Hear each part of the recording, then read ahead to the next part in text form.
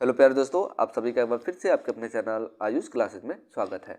इस वीडियो हम लोग देखेंगे क्लास 10 का जो वायरल पेपर आपका चला गणित का, जो लगभग सभी विद्यालय में क्वेश्चंस आपके आने वाले हैं। सभी लोग बता रहे हैं तो मैं भी इसको बता दे रहा हूँ। आप सभी लोग इसको देख लीजिए, पूरे वीडियो को सैल्यूशन सहित आपको मिलेगा, ठीक है ना। तो वीडियो को आपको छोड़कर मत जाइएगा, क्योंकि बोर्ड पेपर में आपके सभी क्वेश्चंस आपके आने वाले हैं, ठीक है ना। जैसा कि आप सभी लोग को पता है कि बोर्ड पेपर में जो आपका समय है 3 घंटे 15 मिनट का है, पूर्णांक आपका 70 नंबर का है।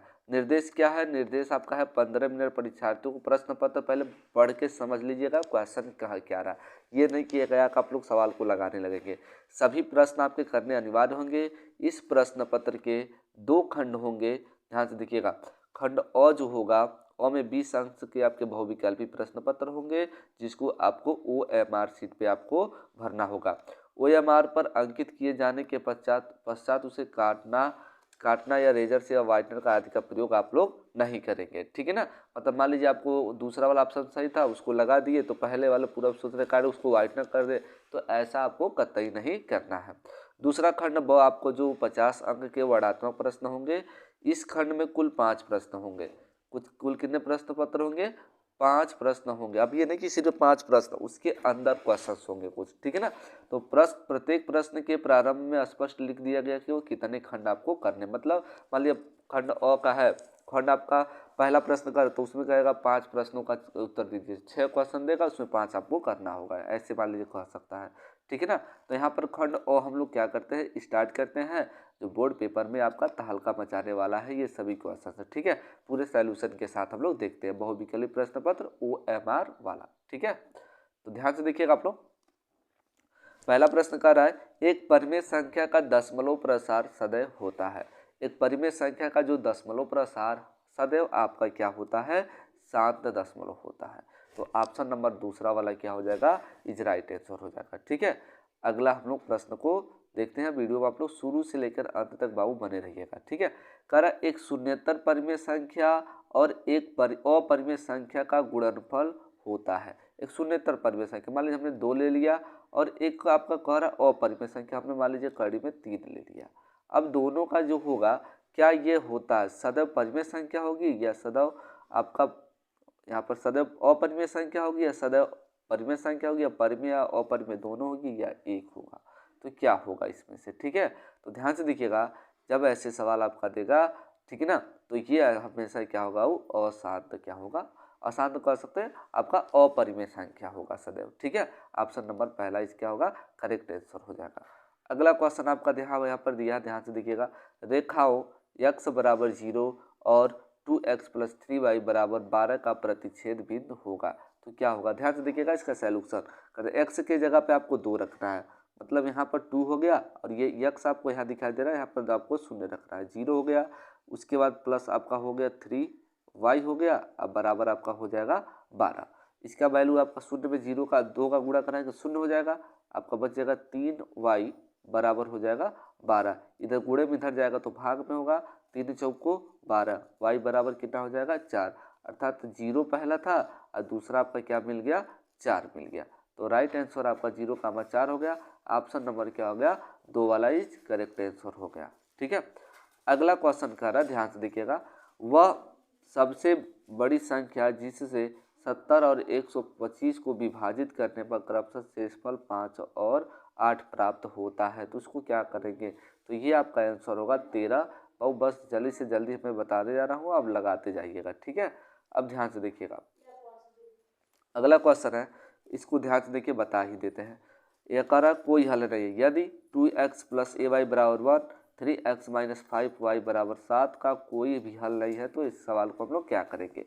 तो आपको इसको 2 चरों वाला रैखिक समीकरण, इसको a1 कहते हैं, तो a1 आपका हो गया। a1 बराबर आपका दे दिया 2, उसके बाद आपका दे दिया b1 बराबर आपका दे दिया a, यहाँ पर है। इसी प्रकार हम लोग C1 लिख लेंगे, कापी में नोट करते जाइए। C1 बराबर हो गया 1 हो गया, ठीक है। उसी प्रकार हम लोग निकालेंगे A2 बराबर आपका हो जाएगा 3, B2 निकालेंगे, B2 का जो मान होगा आपका -5 होगा, और C2 का जो मान होगा आपका वह 7 होगा, ठीक है। अब इसको हम लोग कह रहा है, ध्यान से देखिएगा, समीकरण का कोई हल नहीं है। तो समीकरण का कोई हल नहीं, क्या सूत्र होता है? A1 बट्टा A2 बराबर B1 बट्टा होता है B2 नॉट इक्वल C1 बट्टा आपका होता है C2 होता है। तो A1 का मान आपका 2 दिया था, यहाँ पर ध्यान से देखिएगा, ये चीज़ें आपको पता हो गई। A1 का मान हो गया 2 और A2 का मान हो गया 3 बराबर।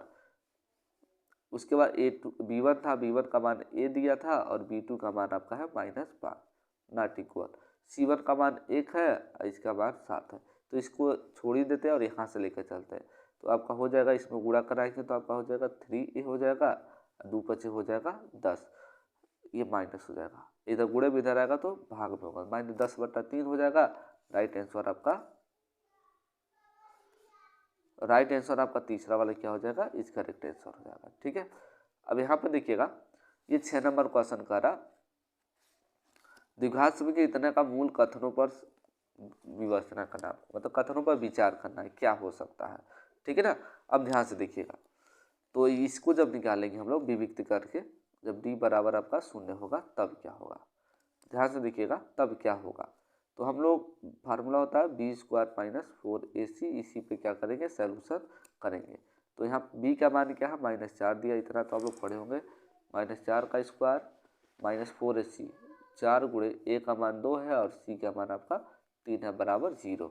4 चौका आपका 16 हो गया और 4 दूनी 8 हो गया, 8 तरीके 24, 24 में से 8 जाएगा -8 बचेगा, कितना बचेगा -8। तो देखिएगा, दिए गए समीकरण का विविक्तकर मूल 0 से कम है, तो सही है आपका 0 से कम है।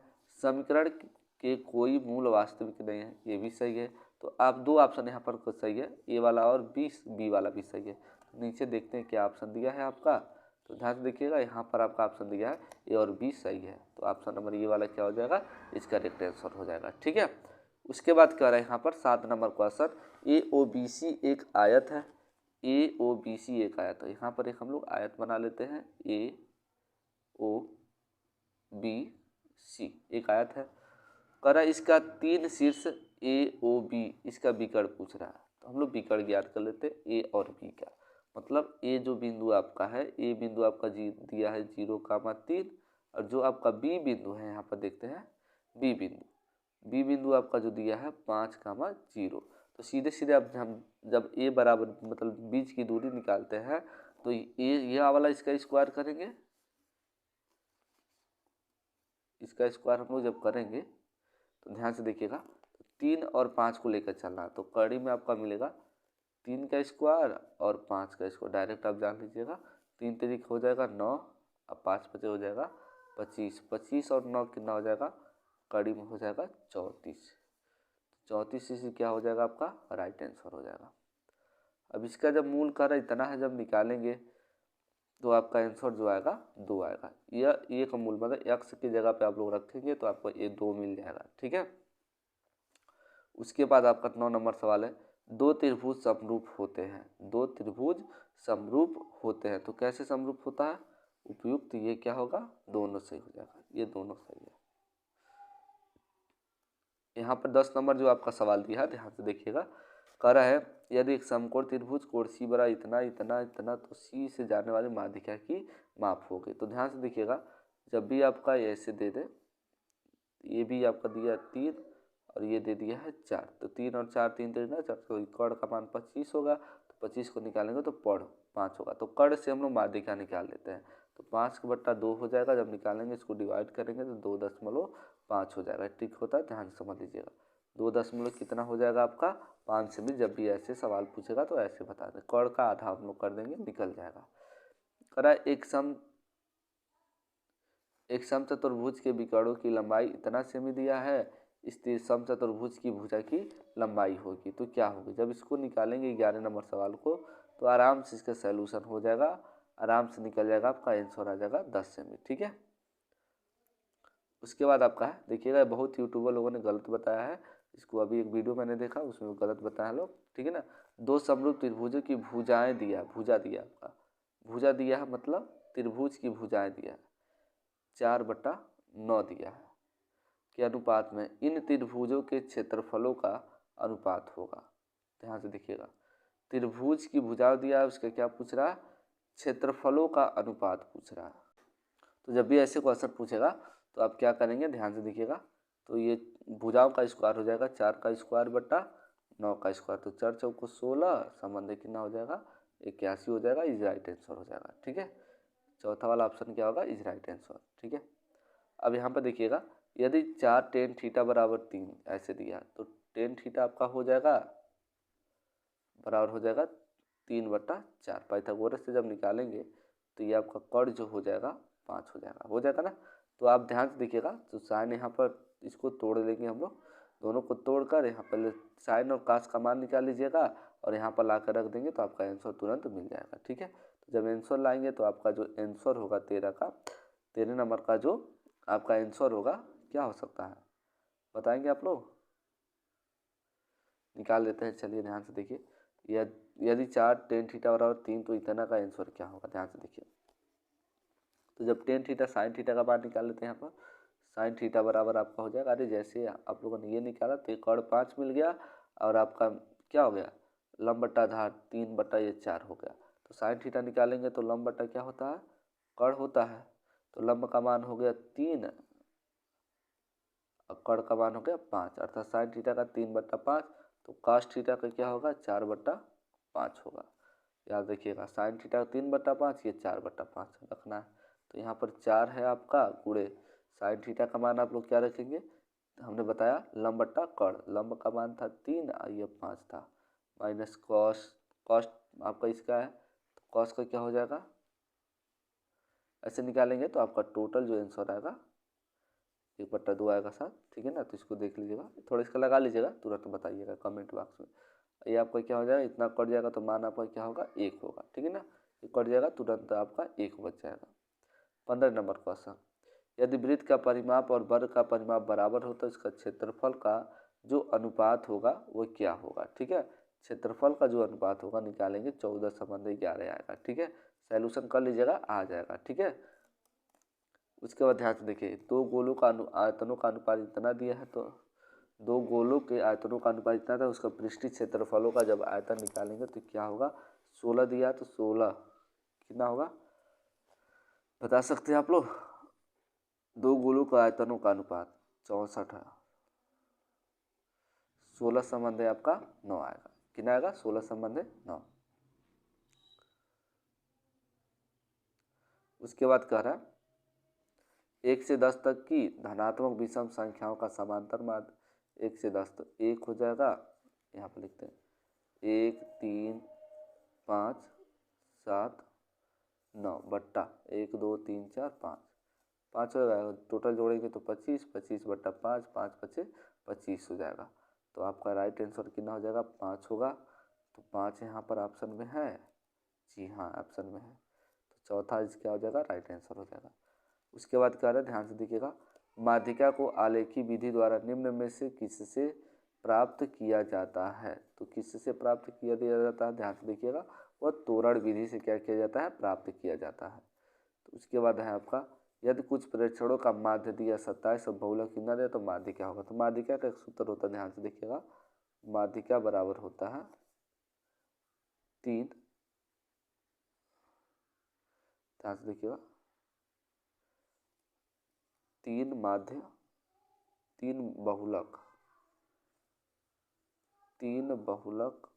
-2 माध्य होता है। तो 3 गुणे बहुलक दिया 45, 2 गुणे माध्य दिया आपका 27, तो 45 दिया कितना हो गया, ध्यान से देखिएगा 45 गुणे 3, 3 5 15, 3 चौको 12, 13 135, 27 दूनी हो गया 54, घटा लीजिए 1 बचा आपका, 13 में से आपका 5 जाएगा, घटा लीजिए 13 में से 5 गया, तो इनमें से कोई नहीं आएगा आपका, यह कौन सा आएगा, घटाएंगे तो ये टोटल आपका जो मिलेगा 33 मिलेगा। ठीक है, इज राइट आंसर हो जाएगा। फार्मूला एक बार थोड़ा देख लीजिएगा आप लोग। 20 नंबर जो क्वेश्चन है यहाँ पर देख लेते हैं, 20 का जो आपका राइट आंसर हो जाएगा, 20 का जो राइट आंसर हो जाएगा ऑप्शन नंबर 2 वाला इस क्या हो जाएगा, करेक्ट आंसर हो जाएगा। अब यहाँ पर खंड ब है, खंड ब में आपका कह रहा है 2 क्रमागत धनात्मक विषम पूर्णांकों का गुणनफल कथन सत्य है या असत्य है। बस एक ही लाइन में आपको आंसर देना है, ये क्या होगा आपका सत्य होगा। मतलब जब भी कोई दो क्रमागत हम लोग धन संख्या लेते हैं तो वो 2 से विभाज्य होगा कि नहीं होगा, तो ये होगा सत्य। जैसे हम लोग ध्यान से देखिएगा, जैसे हम दो क्रम से ले लेते हैं, एक और ले लेते हैं दो। अब जब दोनों को आपस में गुणा कराएंगे तो मिलेगा दो, और दो ये आपका 2 से विभाज्य होगा। मान लीजिए हम लोग दो कामा क्या ले लेते हैं, 3 ले लेते हैं, तो 2 3 आपका 6 हो जाएगा, और 6 आपका 2 से विभाज्य हो जाएगा। और भी कोई संख्या लेकर हम लोग चेक कर सकते हैं, 3 गुणे 4 क्रम से होना चाहिए वो संख्या, 3 और 4, 3 में 4 का गुणा कराएंगे, 3 चौको 12, ये संख्या 2 से विभाज्य होगी। तो इस प्रकार बता सकते हैं, ठीक है। इन सब का आंसर है, नीचे मैं दिखा दे रहा हूँ, इन सब का आंसर है। यहाँ पर क्वेश्चन देख लीजिए, प्रश्न उत्तर आपका 1 है, 1 का क ख ग घ, इन सभी क्वेश्चन को दिखा देना। अब इसका आंसर आप लोग कर लीजिए, बहुत ही इंपॉर्टेंट है बोर्ड पेपर की दृष्टि से ये सभी क्वेश्चन, ठीक है। इसका आंसर नीचे आपको एक पेज में मिल जाएगा, वहाँ से आप लोग देख सकते हैं। ये सभी क्वेश्चंस हैं, इन सभी क्वेश्चन का आंसर आप लोग खुद से कर लीजिए, बहुत इंपॉर्टेंट है बोर्ड पेपर की दृष्टि से, खासकर बहुविकल्पी जितने भी आपके प्रश्न हैं। तो मिलते हैं हम लोग नेक्स्ट। पहला का है, ये ख वाला है, ध्यान से देख लीजिएगा, और ये ग वाला का उत्तर यहाँ पर है। नहीं समझ में आएगा तो कमेंट में बता दीजिएगा, आपको बता दिया जाएगा। ये पेज आपका ये घ वाला है, बस इतना। बाकी आप लोग सॉल्यूशन खुद से कर सकते हैं, जो आपको बोर्ड पेपर में सभी आपके आने वाले क्वेश्चन है, ठीक है।